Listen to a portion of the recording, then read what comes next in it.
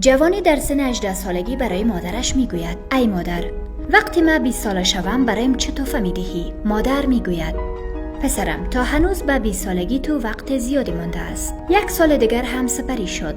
پسر 19 ساله شد که ناگهان مریض شد.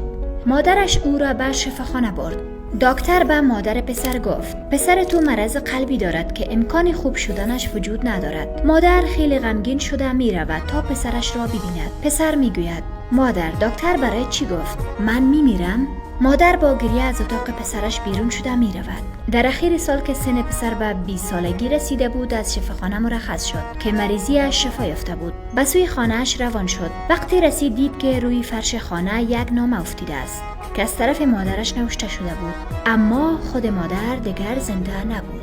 در آن نامه نوشته شده بود: ای فرزندم، این همان روزی است که برایم گفته بودی که در سن 20 سالگیم برایم چه تحفه میدهی. چون قلب تو از کار افتیده بود، خواستم قلب خود را به عنوان تحفه برایت تقدیم کنم. از آن خوب مواظبت کنی تا بهشت در زیر پای مادر است، هستی من در دعای مادر است.